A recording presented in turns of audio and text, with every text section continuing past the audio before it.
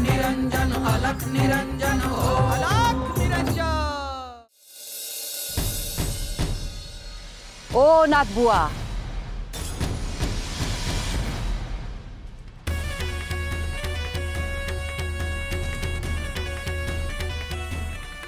तुम्हासनी एक डाव सांगितलेला कळत नाही का? तुम्हाला गावात यायला बंदी आहे। तुम्ही हे धाडस केलंसच कसं? अक्काबाईला जर का हे कळलं नव तर परत जित्त जाणार नाही हा तुम्ही। हे पहा, तुमची सगळ्यांची मती भ्रष्ट झाली आहे। तुम्ही काय बोलताय हे तुम्हाला कळत नाही। आम्ही ठरवलं तर ह्या गावातच काय यमलोकात सुद्धा प्रवेश करू शकतो। आम्हाला कोणीही अडवू शकत नाही, परंतु सध्या तरी तुमच्याशी वाद घालू नये असा आमच्या गुरूंचा आदेश आहे। बघितलं नव, तुमच्या गुरुला बी कळलं आहे आमची अक्काबाई लय मोठी आहे ते। म्हणूनच त्यांनी तुम्हाला योग्य सल्ला दिलाय। अक्काबाईच्या नादाला लागू नका। तिला आडवं गेलात ना तर तीच तुम्हाला यमलोकात धाडी।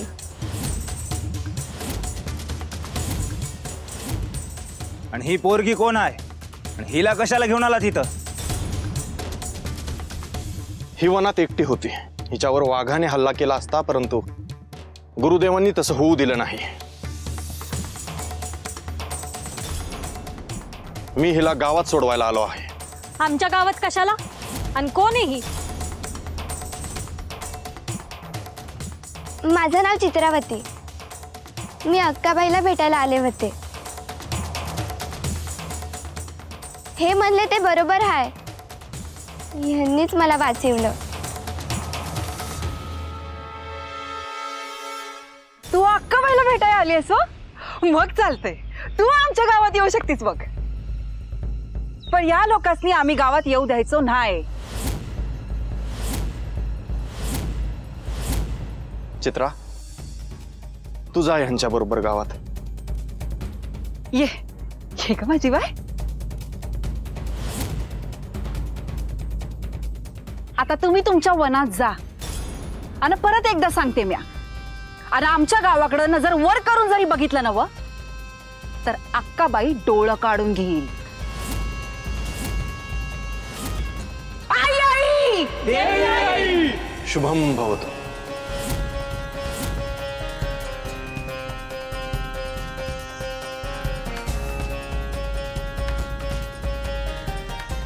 हे चला रे समजांनी, अक्काबाईच्या दरबाराची येळ झाली हाय। आई आई देवी आई! आई आई देवी आई! आई आई देवी आई! आई आई देवी आई! आई आई देवी आई!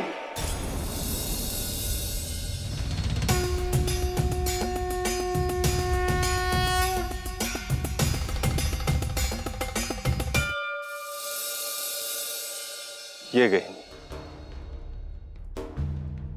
शुभम भवतु।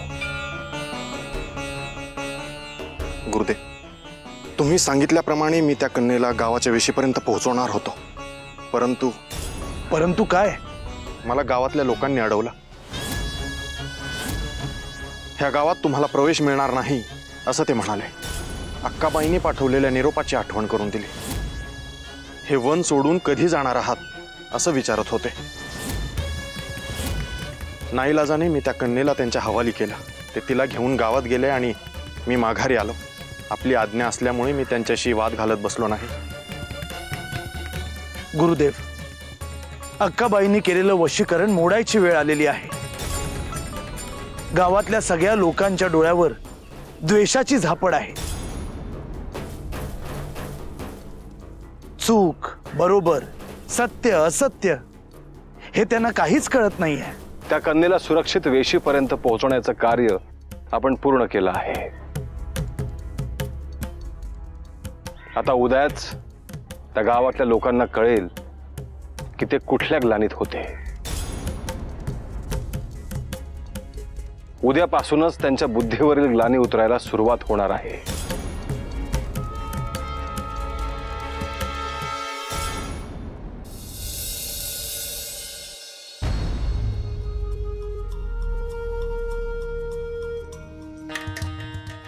अक्का कुठं आहे?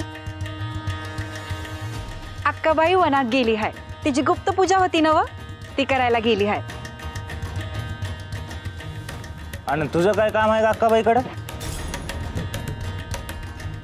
नाही हो, माझं तिच्याकडे काम नाही. मी तिला भेटायला आले. असं उठसूट कुणी बी कुणाकडे जात नाही भेटायला. ती कोणीतरी नाही, माझी आय हाय. आणि अक्काबाईला कधी पोरगी होती ग? आपल्याला काय माहित असेल?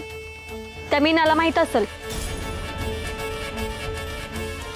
अक्काबाईनं तर मला याबद्दल असं काय बी सांगितलं नाही बघ.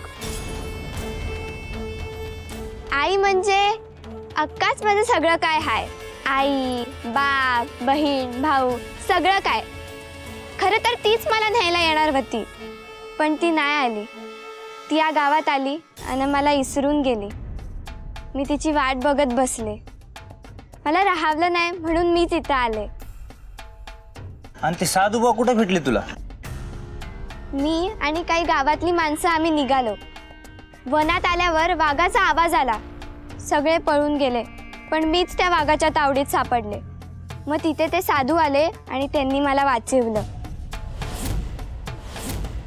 बरं बरं ठीक आहे. तू आता अक्काबाईची वाट बघ हा का.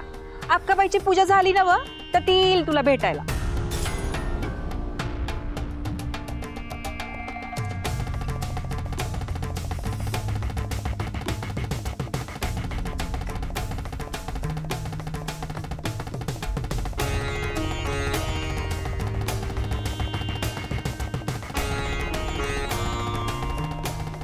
ओम श्री मच्छिंद्रनाथाय नमः.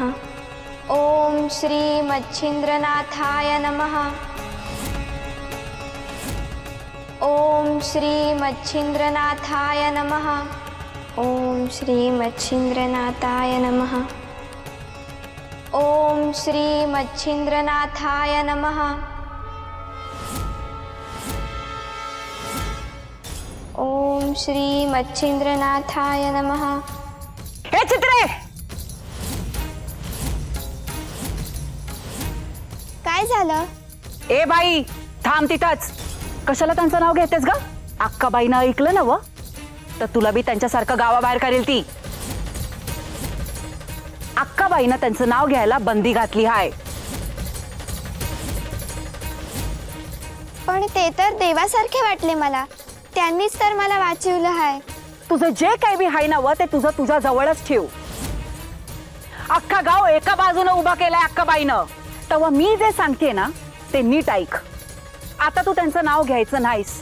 तुला जे काही बी विचारायचं असेल ना ते अक्काबाई आल्यानंतर विचारायचं. तोवर तोंड बांध ठेव. ठीक आहे, तुम्हाला आवडत नसेल तर मग मी मनातल्या मनात म्हणते. ओम श्री मच्छिंद्रनाथाय नमः. ओम श्री मच्छिंद्रनाथाय नमः. काय करावं बाई या पोरीचं? अक्का ये बाई लवकर, ही बघ कशी करतीय. ओम श्री मच्छिंद्रनाथाय नमः. चल जायचं का घरला? कुणी येईल असं वाटत नाही मला. वाईस थांबा जरा. कोणतरी येतंय, मला चाहूल लागली आहे. लपा लपा, तुम्ही तिकडे लपा, मी इकडे लपते.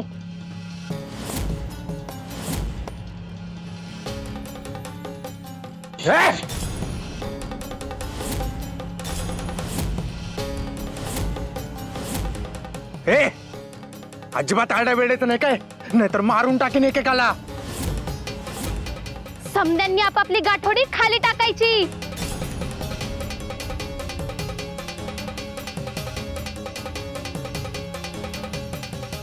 आता गप गुमान आमच्या मागे यायचं. चला. आदेश, अलख निरंजन.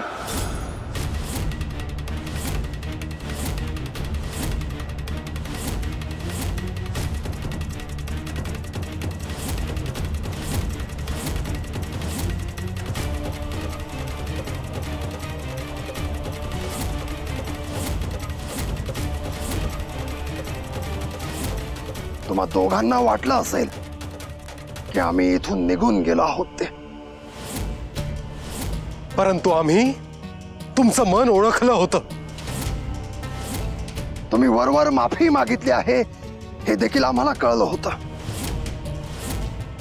तुम्हाला सुधारण्याची आम्ही एक संधी दिली होती, परंतु तुम्ही तीही घालवलीत. तुम्ही आजपर्यंत किती लोकांचे जीव घेतले आहेत हे देखील आम्हाला माहिती आहे. ते गाठोडे खाली ठेवा.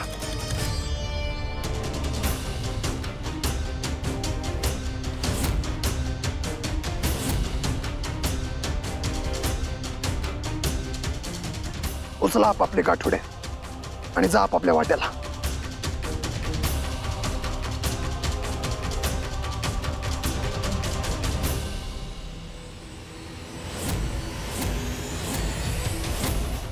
आता तुम्ही दोघं तुमच्या घरी चला. तिथेच तुम्हा दोघांचा न्याय निवाडा करेल. आदेश अलख निरंजन.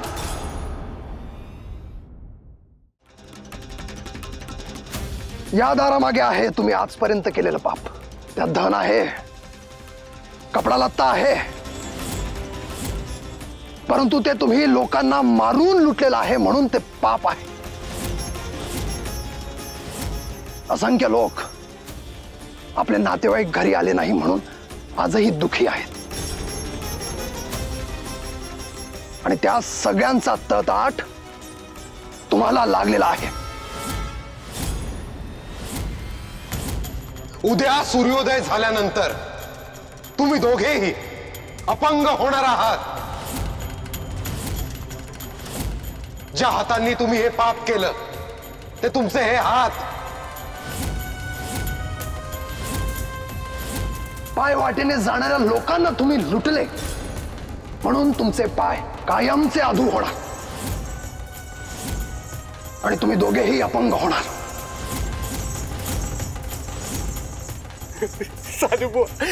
साधुबुवा आम्हाला माफ करा. आमच्याकडून चूक झाली साधुबुवा. नाही, आम्ही तुमच्याशी खोटं बोललो. आमच्यावर दया करा. आता दया नाही, ती वेळ निघून गेलेली आहे. तुमच्या पापाचे भोग भोगायला तयार राहा. नाही साधुबुवा, नाही. या घरातलं धनही कोणाला वापरता येणार नाही. एखादा पवित्र आत्मा संत महात्म्याच्या रूपात इथे येईल आणि हे धन धर्माच्या कार्यासाठी वापरेल. तोपर्यंत या घरात कोणालाही जाता येणार नाही. नाही साधुबुवा, नाही. असं करू नका, असं करू नका. आमच्या दया करा साधुबुवा.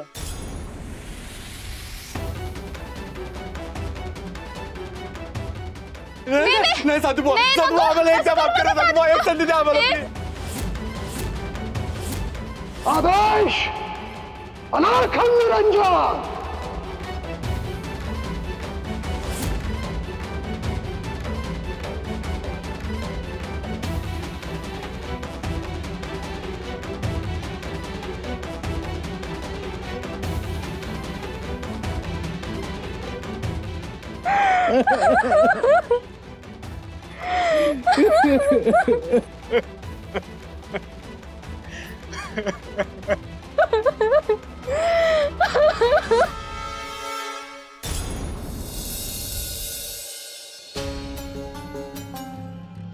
अगं हक्काबाई, कुठं होतीस ग तू? ती चित्र आली बघ तुला भेटायला. काय चित्रा कशी आली आणि कवा? कोण सोडले तिला इथं? अगं ती वनात वाट चुकली होती. तिला घेणीनाथ आले होते इथे सोडायला. अगं ती वनात वाट चुकली होती. ते गहिनीनाथ आहेत ना व, त्यांनी आणून तिला इथं सोडलं. आणि गावातली माणसं कुठं होती? हक्काबाई, तू काय बी काळजी करू नकोस बघ. आम्ही त्यासनी आडून ठेवलं होतं. त्यासनी गावात येऊ बी दिलं नाही. आणि आता पुढे जे काय बी झालंय ना व, ते चित्राला विचारतो. चित्रा, चित्रा.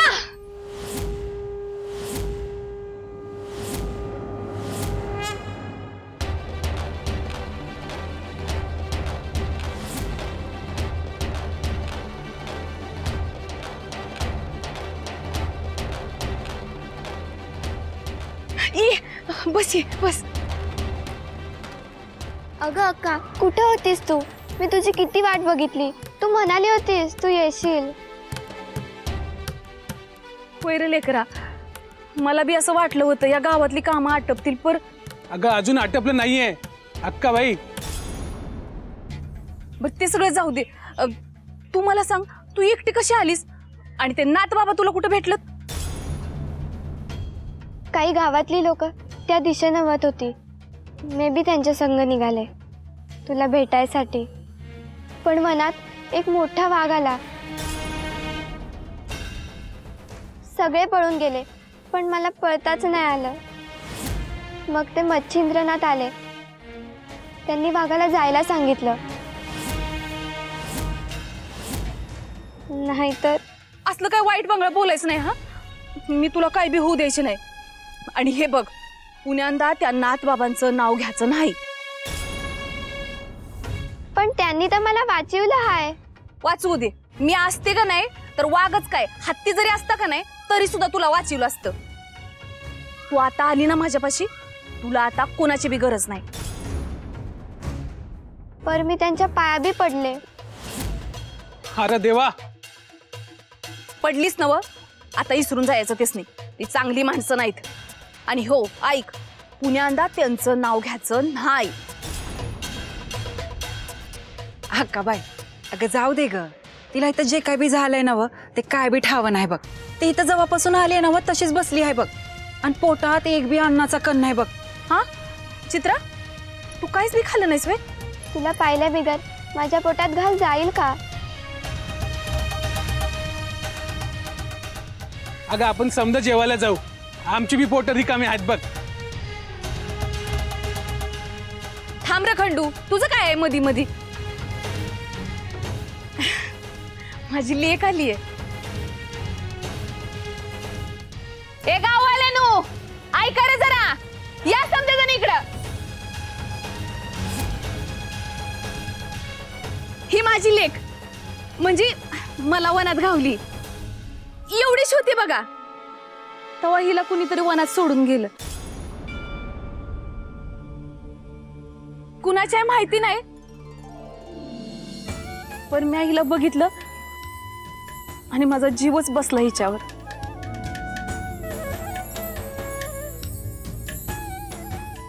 तेव्हापासून मॅच सांभाळलं हिला.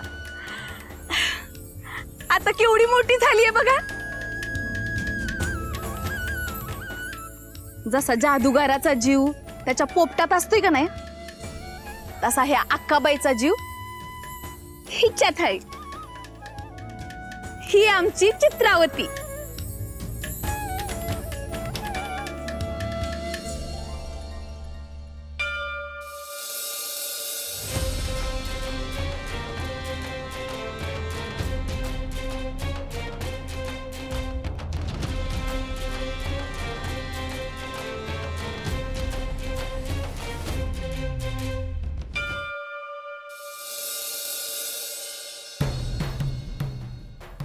नाथ बाबा, नाथ बाबा.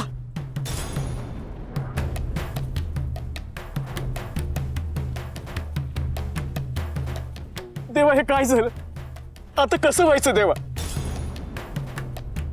त्या अक्काबाईनं समजा गाव तिच्या बाजूने गोळा केला. आता त्या दिवशी तुम्ही काय बी केलं नाही.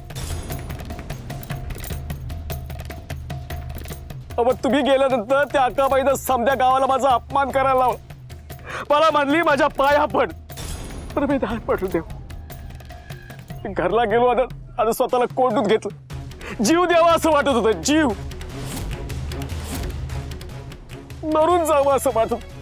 देवा, देवा मला माफ करा. मी तुमचा मान नाही राखू शकलो. तुमचा मान नाही राखू शकलो.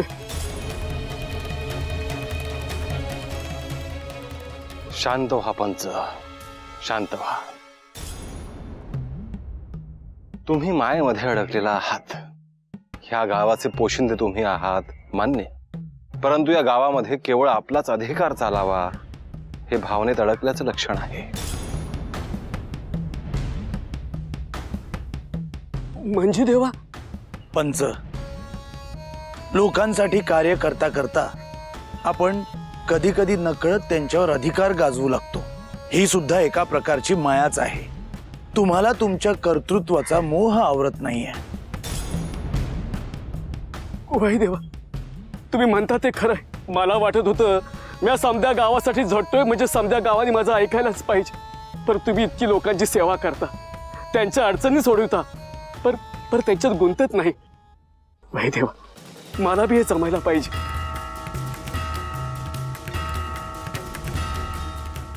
आता तुमच्या लक्षात आली आहे ही गोष्ट. तुमचा प्रवास आता निस्वार्थीपणाच्या दिशेने सुरू झाला आहे. पर देवा, आता कसं करायचं म्हणता? नाही, त्या अक्काबाईनं केलेलं वशीकरण लय मोठं आहे. तुम्ही काहीतरी करा देवा, नाहीतर ती अक्काबाई जिंकली आणि म्या हरलो असं व्हायचं बघा. त्या अक्काबाईचं वशीकरण आम्ही तोडू शकत नाही असं तुम्हाला वाटतं का पंच? नाही नाही देवा. पंच, ही सुद्धा तुमची एक परीक्षा होती. परीक्षा? आणि माझे? त्या दिवशी आम्ही गावामध्ये आलो आणि काहीही केलं नाही, तेव्हा तुमचा क्षणभर का होईना आमच्यावरचा विश्वास उडाला होता. नाही देवा नाही, विश्वास नाही उडाला. पर मनानं जरा कच खाली बघा. मी दिस रात रडलो, रडून मोकळा झालो. आणि मग माझ्या मनात एक विचार आला की या मागे मी नाथबाबांचीच काहीतरी लीला असणार, म्हणून आलो देवा. अगदी योग्य ओळखलत पंच. त्या अक्काबाईचं वशीकरण संपवणं आमच्यासाठी साधी गोष्ट आहे. उलट ती अक्काबाई जे काही करते आहे त्याला तुम्ही धाडसाने सामोरं जा. आज परिस्थिती तुमच्या बाजूने नाहीये, ठीक आहे, परंतु आपण आपला तोल ढळू द्यायचा नसतो. आता निर्धास्तपणे गावात जा आणि गावातल्या लोकांना कळू द्या की या गावाचे पंच कणखर आहेत. हा कणखरपणा तुमच्या श्रद्धेमुळे, तुमच्या भक्तीमुळे आला आहे हे सगळ्यांना कळू द्या. जी देवा. त्या अक्काबाईचा न्याय निवाडा आम्ही लवकरच करू. सर्वप्रथम तिचं वशीकरण तोडू. सध्या तिला असं वाटत आहे की ती जिंकली, तिला त्याच भ्रमामध्ये राहू द्या. परंतु ह्या वेळेस त्या अक्काबाईला फार मोठा धक्का बसणार आहे. नाथ काय आहेत याची प्रचिती तिला येणार आहे. येतो देवा.